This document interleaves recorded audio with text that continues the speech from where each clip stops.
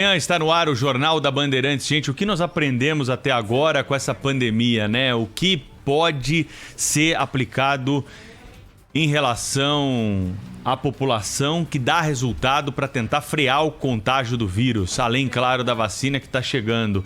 É uma questão que está colocada à mesa em todos os estados e hoje o estado de São Paulo vai reclassificar as fases das suas regiões para que nós possamos saber quais serão as medidas, né, que vão ser adotadas em cada uma das regiões de São Paulo que tem registrado um aumento de internações. Há uma redução da oferta de leitos e essa é a justificativa do Centro de Contingência do Coronavírus do Governo do Estado de São Paulo, um grupo que reúne especialistas, médicos renomados e também integrantes do Governo do Estado, políticos que pesam as medidas que são trazidas e são debatidas para que elas possam então serem apresentadas ao governador e a medida é tomada, o martelo é batido pelo governador do estado, João Dória, junto com essa equipe. O que nós vamos ter, certamente, é um endurecimento das regras de liberdade em São Paulo, de funcionamento de bar, de restaurante, do comércio.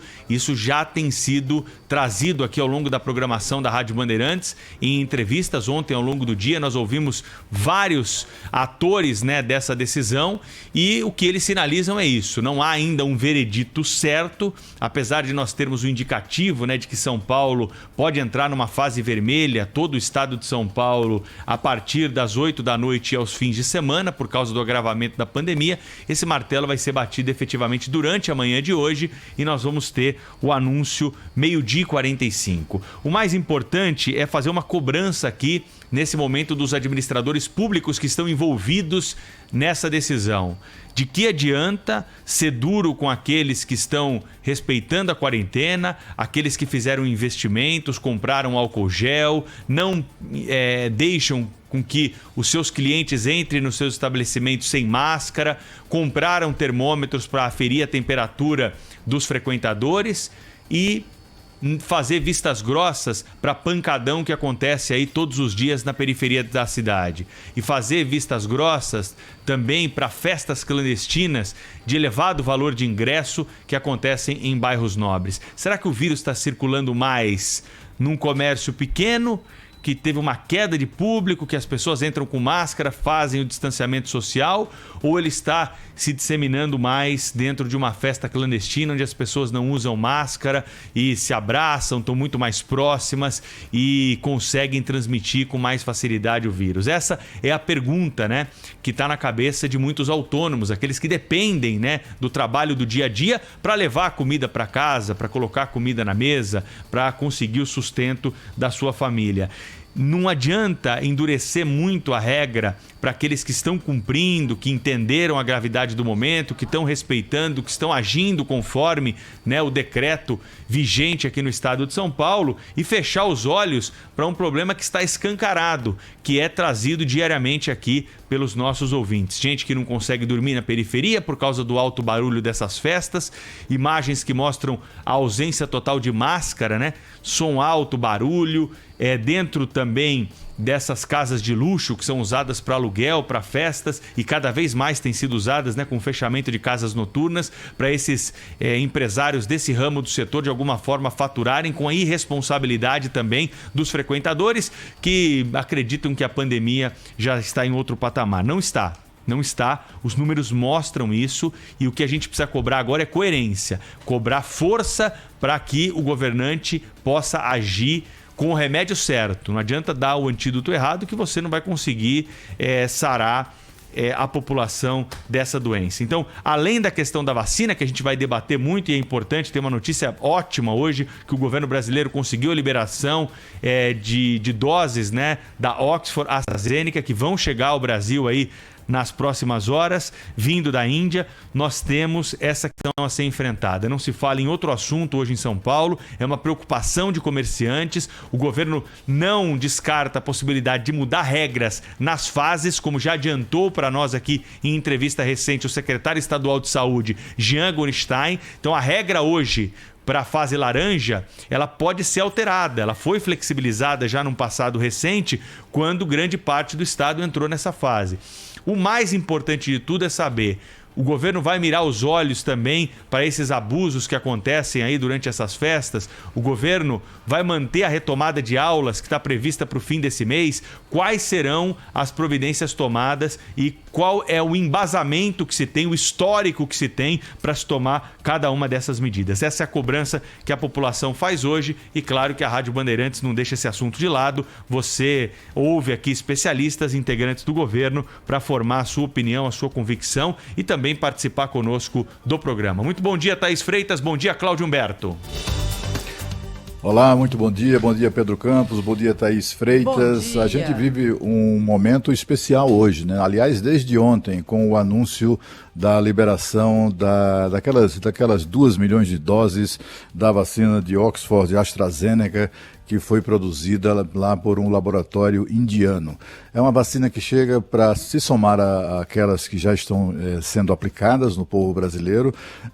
Pode parecer pouco, mas é o início, né? É o começo. Afinal de contas, essas 2 milhões de doses se somam às outras 6, que vão se somar às próximas 4,8 milhões nos próximos dias, e depois vem mais 15, e assim mesmo as vacinas vão chegando, vão se somando a esse esforço que é de todos os brasileiros de imunização contra a Covid-19. Eu destacaria que essa vacina, sobretudo essa vacina de Oxford e AstraZeneca liberada pela Índia, é uma vacina também contra a mentira. Foi repetido durante vários dias, inclusive provocando apreensão no povo brasileiro, uma apreensão absolutamente desnecessária. Foi repetida uma mentira. Muitas pessoas acreditaram nela de boa fé, inclusive, até porque fazia algum sentido a história, né? Mas o fato é que era mentirosa a informação de que a Índia criava dificuldades por razões políticas, criava dificuldades para o Brasil. Até porque não há problemas políticos entre a China e o Brasil, países que têm marcado o seu relacionamento no seu melhor nível em toda a história recente dos dois países, da diplomacia dos dois países. Uma relação, inclusive, que foi muito reforçada com a visita recente do presidente do Brasil, lá uma visita de governo à Índia, né? Também tivemos ontem um furo espetacular, né, sensacional, do Grupo Bandeirantes de Comunicação, exibindo entrevistas do CEO, do presidente da Sinovac, que é o laboratório chinês que desenvolveu a Coronavac, e também de uma porta-voz do governo chinês, na mesma direção, né, mostrando que eram mentirosas as afirmações que davam conta de dificuldades políticas para a liberação de insumos e também de vacinas, mostrando que a questão era meramente técnica no caso da China, e no caso da Índia, eles não seguraram um pouco as vacinas, porque senão os brasileiros seriam imunizados com a vacina indiana antes dos próprios indianos. E eles por essas razões políticas, não quiseram pagar ter que estar dando explicações ao povo indiano sobre isso, e por essa razão atrasou alguns poucos dias. Foi tudo o que aconteceu. A vacina chega para imunizar contra a Covid e também para imunizar contra a mentira. E olha, só aqui no Grupo Bandeirantes de Comunicação você ouve o CEO da Sinovac, o laboratório chinês privado que está fornecendo vacinas para o Brasil. Ele disse isso aqui, ó.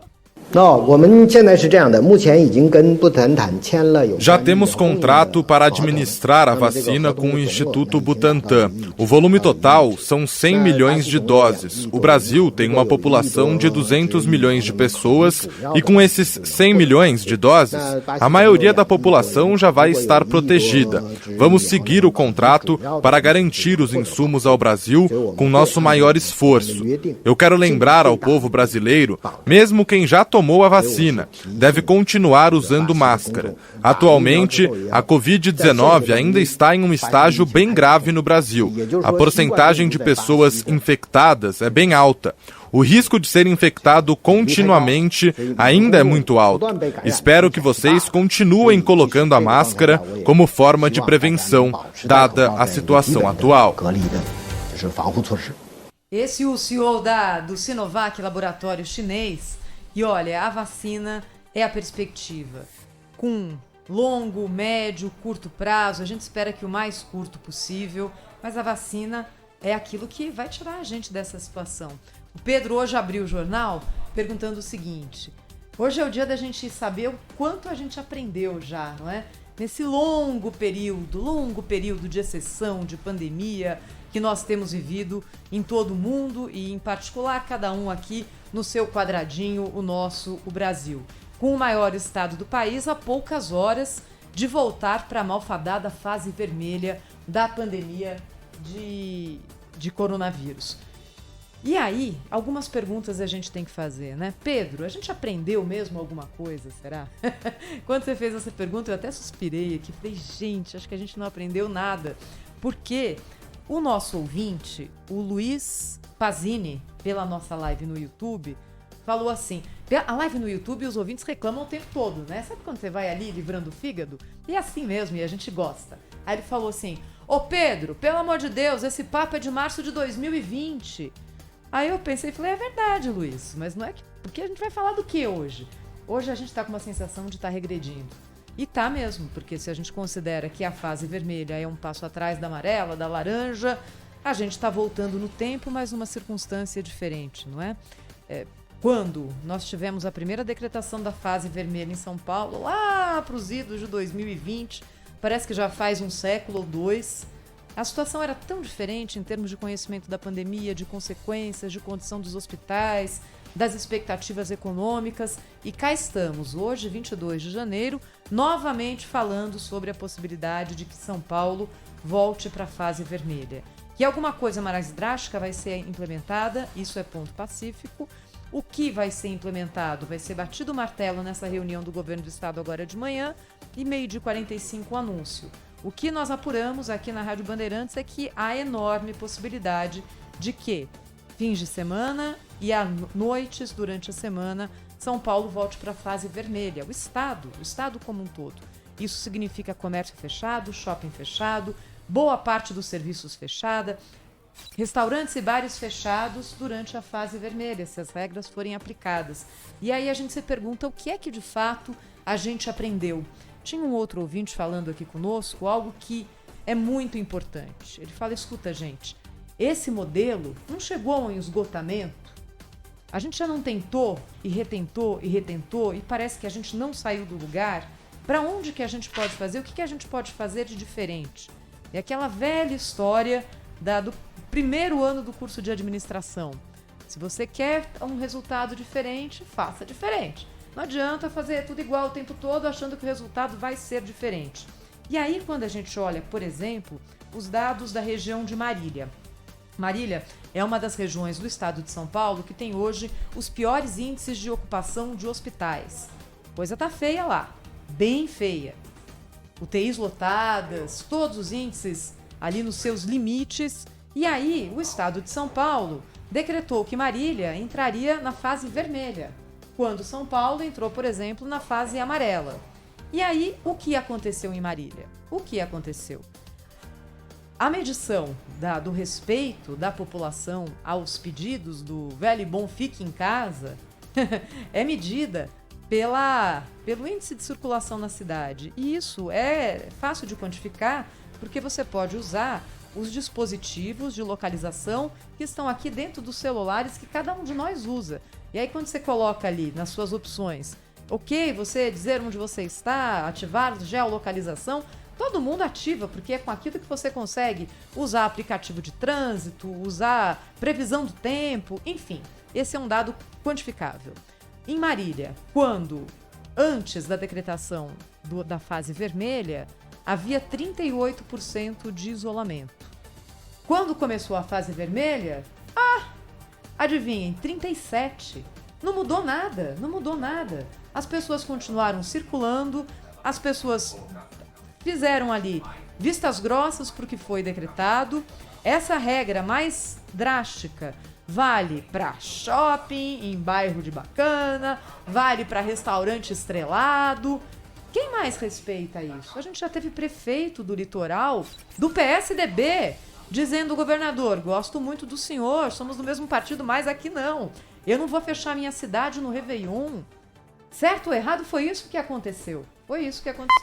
E aí a gente se pergunta agora, como é que vai ser essa fase vermelha, num momento diferente da economia, sem auxílio emergencial, sem as regras de exceção que foram criadas pela mudança na lei em 2020, que permitia, por exemplo, que empresas suspendessem contratos de trabalho, diminuíssem jornadas, que renegociassem contratos. Isso tudo não está mais valendo. Como é que vai ser agora? Com fase vermelha, uma condição econômica delicada, as pessoas cada vez menos dispostas a respeitar. Deveriam respeitar? É claro que deveriam, mas, gente, como é que a gente vai fazer na prática, no dia seguinte, no dia de amanhã, no domingo, se as pessoas não quiserem respeitar, como aparentemente tem acontecido? Porque tem sido a mesma coisa, fase amarela, fase laranja, fase roxa, é vida que segue. Como é que a gente vai sair dessa encalacrada que a gente se meteu, hein? Até queria pedir para o nosso ouvinte se manifestar. 11 999 04 8756, 11 999 04 8756. Grava a sua mensagem pelo WhatsApp com o seu nome e o lugar de onde você está falando, onde você está ouvindo a Rádio Bandeirantes, para a gente te colocar no ar. Não é uma questão, né, Thaís, de ser contra, né? É totalmente a recomendação das autoridades que as pessoas devem evitar aglomeração. Mas é preciso entender também que isso que se fala que é um serviço essencial para o comerciante é um serviço essencial para ele. Sem a venda do seu produto, ele não consegue levar a comida para dentro da casa dele. Ele não tem renda, né? Ele não tem salário. Então, quem é assalariado, consegue fazer home office, ótimo que consegue ficar em casa, é o melhor que tende a fazer mesmo. Agora, precisamos entender que as outras pessoas estão trabalhando. Porque se o mercado fizer home office, você não vai ter produto para comprar. Se a farmácia fechar, você vai reclamar. Se a padaria não tiver o pãozinho lá para você comprar, você também vai reclamar. Então, é preciso colocar isso tudo no contexto, saber que nós estamos, não é a primeira vez, em março ninguém sabia, era uma coisa nova, uma pandemia que estava atingindo o mundo todo, não havia parâmetro, por isso que eu perguntei no começo do programa e até passo a pergunta para o nosso ouvinte, né? O que nós aprendemos até agora com essa pandemia? O que há de protocolo que pode ser implantado? Não negamos aqui que a situação é grave por conta da ausência de leitos em São Paulo. Mas o caminho escolhido agora tem de se basear nessa experiência que nós tivemos aí nos últimos meses. O que essa experiência mostrou a respeito desse fechamento do comércio, desse fechamento de bar, de restaurante? Estou usando aqui os exemplos mais claros, mas também tem salão de beleza, tem parque, tem muitas outras coisas que acontecem. Vocês lembram? Vou lembrar aqui também o que nós trouxemos durante a pandemia quando houve fechamento de parques. O que as pessoas fizeram? Elas saíram de casa, elas foram para as praças e aí ficaram mais aglomeradas dentro das praças do que estariam provavelmente dentro dos parques, que são muito maiores, né? Então, é difícil você achar uma equação. A situação econômica do Brasil tem de ser levada em conta. Exemplos de outras nações desenvolvidas não podem ser aplicados aqui. Vamos ser racionais. Na Inglaterra, eu estou vendo o Felipe Killing lá na tela da Band, daqui a pouco ele vai estar conosco aqui na Rádio Bandeirantes. O governo inglês deu um cheque lá de 1.200 euros para as pessoas ficarem em casa. Nos Estados Unidos, $1.200 para você ficar em casa. Se você tivesse filho, uma quantia ainda maior. E Pedro, quem é que foi parâmetro agora de falar, escuta, esse país aqui fez tudo certinho, tudo perfeito, se adequa, é algo que a gente consegue transpor aqui para o Brasil? Ninguém. A Europa está numa situação de calamidade, Cláudio. Há mais ou menos 15 dias, o primeiro-ministro britânico veio a público para dizer o seguinte: a Covid hoje atinge 1 a cada 50 pessoas no Reino Unido. É uma situação muito crítica. Quem é que fez a lição de casa? Até porque ninguém sabe direito o que fazer, né? Pelo menos nesse primeiro ano aí de Covid-19, é uma doença nova, com comportamento completamente diferente de qualquer outra doença viral, né? É uma muito mais agressiva, de contaminação muito mais rápida e uma vez contaminada com a evolução da doença também com rapidez. Enfim, todo mundo ficou um tanto quanto atônito, pelo menos durante os primeiros meses da doença. Hoje não, hoje já se conhece muito mais do que se conhecia há um ano, evidentemente. Há um ano ninguém sabia nada, né? Mas no enfrentamento dessa questão, como também na vida, nós não, os governantes, sobretudo, não têm o direito de cometer erros antigos, de repetir erros, né? É preciso ponderar tudo, inclusive com relação a essa questão de lockdown. Será que funciona mesmo? Há pesquisas na Europa divulgadas recentemente mostrando que o lockdown não afeta ou não contribui para impedir a disseminação da doença. Será que em São Paulo, com toda a importância que o Estado tem, com os institutos, as universidades, os institutos de pesquisa de que dispõe, não há nenhuma pesquisa em andamento apontando nessa direção? É preciso verificar essas coisas, né? Porque, afinal de contas, o que é que vai causar mais mal à sociedade neste momento? É preciso levar em conta isso. É o lockdown que vai simplesmente jogar na rua da amargura milhões e milhões de pessoas? Ou não, né? Ou um lockdown, enfim, como é que eu diria, mitigado, né? Como na verdade foram as medidas, né, no primeiro ano do afastamento, do distanciamento social, etc. É preciso ter muito cuidado, né? Esse negócio de fechar, vamos fechar, quem é que garante, né? Os jovens, os mais jovens, não conseguem mais ficar trancado em casa. Essas pessoas circulam e voltam para casa e levam a doença que trazem da rua. Então, assim, qual é a eficácia desse lockdown? Né? Qual é a eficácia disso? Isso protege a quem, afinal de contas? É preciso ter muito cuidado com decisões como essa, porque podem ser trágicas. Se não do ponto de vista sanitário, será trágica do ponto de vista social. Não está fácil ser governante nesse momento, né? Porque aí, ao mesmo tempo, Cláudio, Pedro, a gente olha para o que está acontecendo em Manaus, onde a situação aparentemente saiu do controle, né? Pelos números de contaminação, pela falência dos hospitais e pela absoluta impossibilidade de que alguma outra medida de contenção seja aplicada lá agora. Não vão conseguir, não vão. E aí há um descontrole. Quando o Cláudio fala que a gente aprendeu muito sobre a doença, eu acho que a gente aprendeu do ponto de vista científico, viu, Cláudio? Se foi isolado o vírus, ele se conseguiu fazer ali a réplica do RNA, foi desenvolvida a vacina, e não uma, várias, hein? E isso é bom. Quantas vacinas já não estão sendo aplicadas no mundo inteiro sem que haja nenhum grande tipo de efeito adverso, de pessoas ali, essa descoberta posterior de que nesse grupo não funcionou, nesse grupo causou alguma reação grave? Nada, está funcionando tudo direito. Nisso a gente consegue. Agora, em relação a comportamento, é mais difícil. Até porque o que a gente viu acontecer no Brasil, em São Paulo, no final do ano, que de alguma forma foi o que potencializou o crescimento dos números da Covid, começou com a eleição, fase verde, tudo lindo, campanha na rua, depois colado Natal e Ano Novo. A contaminação do Natal e Ano Novo aconteceu dentro das casas.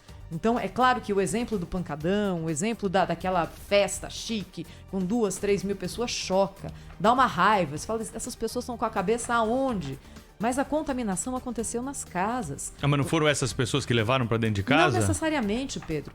Vamos perguntar aqui para o nosso ouvinte quantos casos você já não ouviu, por exemplo, de alguém que fez uma festa, entre aspas, uma ceia de Natal pequena, ali para 4, 5, 6 pessoas. Aconteceu e que na minha as 6 família. saíram contaminadas. Isso foi muito comum, né, Cláudio? Aconteceu na minha família, assim, né? Era um pouco mais do que isso, mais de uma dezena de pessoas, 12, 13 pessoas. Era um almoço familiar, né, de fim de ano. E eram poucas pessoas, e assim, todas a maioria já tinha sido testada. Se bem que esse negócio de teste vale por 2, 3 dias, porque no dia seguinte ao teste você pode já estar contaminado e não sabia, né? Desse encontro aí, 4 pessoas testaram positivo depois, né? Felizmente, o meu núcleo familiar mesmo, né? A minha família, eu, minha mulher, sabe? Nós não, minha filha, nós não, meu filho também, netas, todo mundo ali não testou positivo. Mas imagina, um grupo tão pequeno, né? Com tantas pessoas, se você levar isso na conta do percentual, é uma coisa apavorante. Imagina uma aglomeração como um pancadão. É por isso que quando a gente discute aqui o que o governo pode fazer, nesse caso o governo não pode fazer nada, né? Não pode impedir as pessoas de receber as outras dentro de casa. Agora, em relação à festa clandestina, em relação à festa, aí o poder público tem. E é uma incompetência, viu? Há uma incompetência de se coibir esse tipo de festa. É muito mais fácil fechar uma loja, né? É muito mais tranquilo para o governo. Por isso que a cobrança aqui é em relação a essas festas. A loja tem endereço, CNPJ, pode ser multada, né, Pedro? Lacrada, né? Ô, Thaís, só mais uma coisa coisa, você vai chamar o ouvinte aí. Eu queria também provocar o nosso ouvinte aqui sobre a participação dos jovens nisso. Ontem o Lucas Josino mostrou pra gente que o perfil, né, das pessoas infectadas em São Paulo mostra um crescimento de jovens, né, internados por causa do coronavírus. Porque tem muito desse papo aí, a gente escuta por aí, coronavírus mata só velho, né? Quem é jovem pega e passa tranquilo por isso. Então, esse pensamento, né, que de alguma forma pode até ser comparado com a imprudência na época que surgiu a AIDS, lá se a gente parar para pensar, as pessoas que já eram mais maduras estavam vendo os amigos morrendo, né, de AIDS e começavam a se preservar, e os jovens que não tinham amigos morrendo disso, não utilizavam camisinha na hora da relação sexual. Você pode fazer a comparação, né? Agora, claro que guardados aí as devidas peculiaridades de cada doença, mas surgiu esse sentimento, né, entre os jovens, por isso que eles se sentem estimulados a sair de casa, a ir para as festas, de achar que não acontece nada com quem é jovem, né? Mas o Lucas Josino ontem mostrou o inquérito que está sendo feito pela Secretaria de Saúde aqui de São Paulo, que muitos jovens têm ido parar no hospital com complicações por causa da doença, e tem a questão também da transmissão, né? Pode até ser que o jovem passe bem, mas ele com o vírus vai almoçar com a avó no almoço de domingo e pode passar o coronavírus para a avó. E não é falta de conhecimento, viu, Pedro? É claro que não é. A gente faz um ano que só fala disso em todo canto. E não é só em meio de comunicação, hein? Nas conversas das pessoas, nas famílias. Qual é o assunto, gente? É coronavírus, é pandemia. Não é falta de informação. As questões de comportamento são muito mais delicadas. Se fosse tão fácil, Pedro, logo que se descobriu a forma de propagação da AIDS, a doença teria sido estancada. Se fosse dessa forma, ninguém mais fumava. Se fosse dessa forma, a gente não teria mais pessoa que consome bebida alcoólica além do que pode. Não é tão fácil, não é. As pessoas não sabem. Não é. É comportamento. Bem, queria ouvir o ouvinte da Rádio Bandeirantes, WhatsApp 11 999 04 8756. A Giovana Guedes está recebendo todas as mensagens, está ficando maluca de tanta coisa que está chegando. Já agradeço a todos os ouvintes que estão conosco aqui também na live no youtube.com/Rádio Bandeirantes.